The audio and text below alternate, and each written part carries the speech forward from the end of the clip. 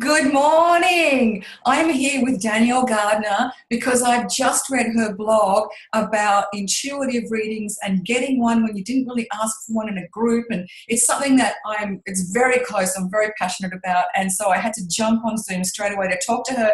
And it's past midnight in Spain where you are, right, Danielle? Yep, it's just about 1 a.m. But in the here we morning. are. So just tell us what motivated you to write this amazing blog. Yeah, so it's called Mind Your Own Intuitive Business. I quite liked that term. I love it. It got me straight away. Yeah, and so yeah, this week I've actually been upgrading my soul realignment practitioner training, which is the Akashic Record stuff with Andrea Hess, and she is an awesome lady. Really, she has really helped me on my spiritual path. She takes a lot of these spiritual concepts and really grounds them. And one of the things that she was talking about and was good to revisit was this idea of getting consent before you attempt to do, any kind of intuitive, energetic, spiritual reading for someone. And, Especially in a Facebook group too, isn't it? Because it's kind of rife there. yeah, that's right. And yeah, I mean, because I'd seen this come up a lot in the past, and there had been times where I wanted to sort of share about it, but I guess I kept putting it off. And then, doing this training, and I was like, yeah, I'm just gonna write Just this thing. say it. Something's right. Yeah. So that's how it came about. Right. And so tell me because obviously we're in a group.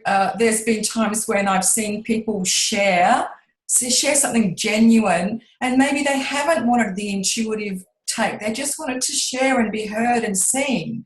And then I wonder if it's appropriate. Yeah, exactly. That's the thing. I mean, there's the issue of crossing boundaries, like spiritual boundaries. If you just sort of run in there with what I get for you, or what I intuit, I or what see I a feel past for you, life. yeah. So that's not really sort of, it kind of does lack a bit of integrity to do that. But also for the other person, if they just wanted to be able to just share, just to share, like I want people to feel safe to share Yes. without people running in and kind of just giving advice. And like we were just saying before we pressed record, it's like, in a way, no one likes to have unsolicited advice, do they? Intuitive or otherwise. So No, exactly. And I think there's a big difference, because I understand how when you're new to this, and you're practicing, of course you want to help and you want to really just get in there and do the best you can. And sometimes we forget that, hang on, have I even been asked? Is there consent? And we talked about before, like if you're in a group like mine, like the psychic playground, it's a psychic space.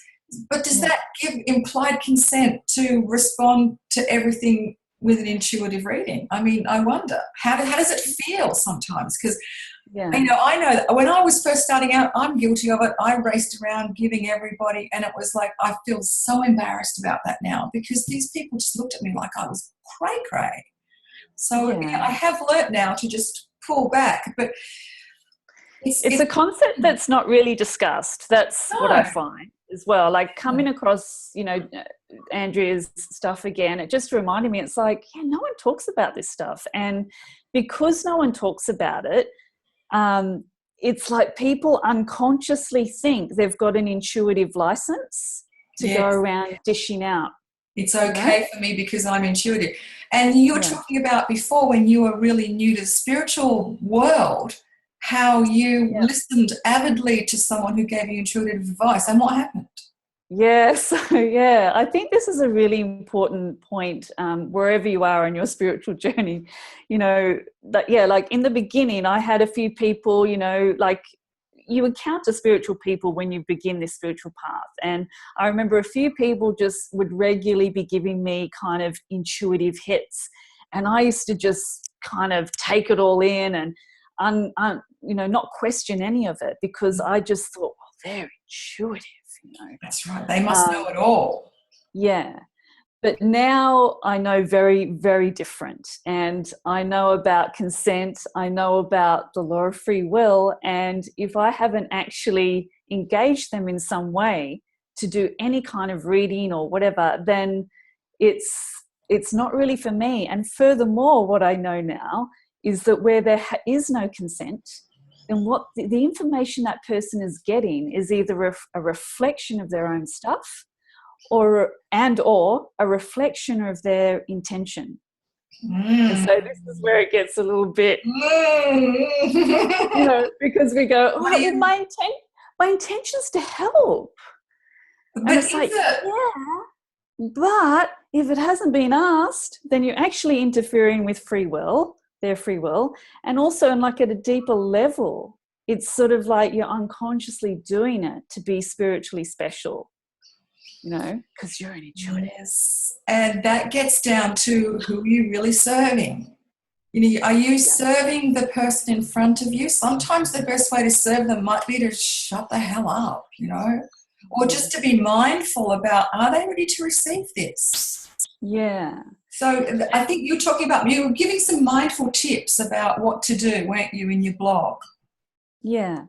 Oh, yeah. So where someone has, actually just posted something, and if anyone's feeling like, oh, I have an intuitive hit for them, then maybe instead of just like running in with that, the first point is to maybe try and get some consent. So some things that you could do would be, you could invite them into a private conversation. Like people know how to do that. They can. What was the other thing? I can't remember the second thing. Yeah, you said that. You said you could comment and say, "Look, I've got a few thoughts on this. Let me know if you're interested." Exactly. Which is good manners in any case. Yeah. And then the third thing is, and I think this goes for whether you have consent or not, even if you do have consent, is use that intuitive information that you believe you have to ask intelligent questions. Yes. So that person can actually join their own dots instead of you joining it for them. And this is very relevant. I mean, even I remember being in a session, especially, earlier on when I was doing some of, the intuitive stuff, and, I'd get this like, oh, right. Oh, they need to do, and see the whole picture.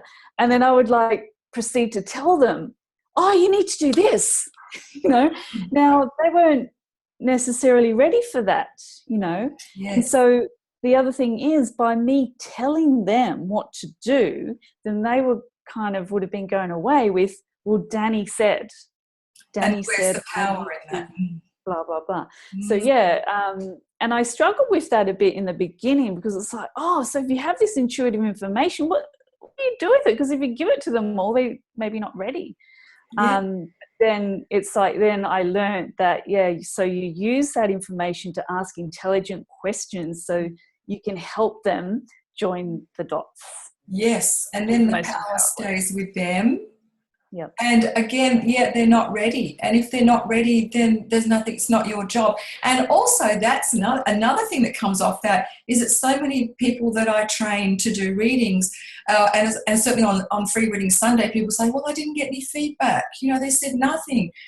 Is it because you've given them too much information, or information that they're not ready to handle yet? And the silence is only because it's not actually hitting the mark.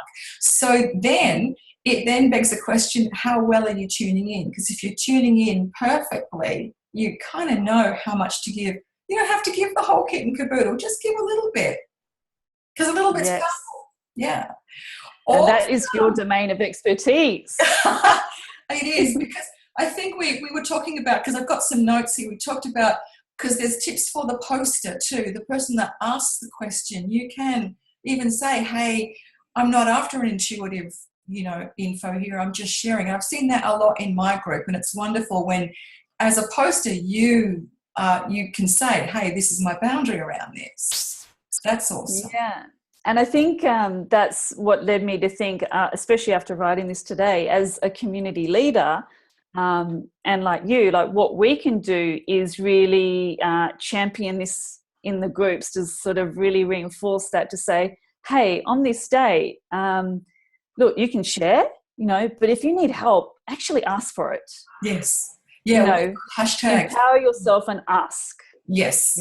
Ask any day. And then everyone can know if they haven't asked, then you're just there to be supportive and do whatever. Yeah. And be heard. So if I was to ask you to wrap this up in a nutshell, like in 25 words or less, what your blog was about, what would you say? I would say it's about the importance of getting prior consent before doing any type of, even if it's a quickie, intuitive, energetic, psychic reading. Yeah. So if they haven't asked for it, don't give it. And the side note to that is, if you receive unasked for advice, even if it's intuitive, it's not necessarily for you. Exactly. Fantastic. I'm so happy to have found this morning. I woke up to it and went, yes, thank God. Someone's written about this. I love it. Well, thank you, Denise. Let's get the message out, and I'll put the link to Danny's blog in the comments below when I share this. So I look forward to getting the message out and raising the awareness on whether or not someone's ready to receive your psychic gems, because that's the other half of it's just as important. Thanks, Dan. Indeed. Thank you, Denise. Bye for now. Ciao. Bye.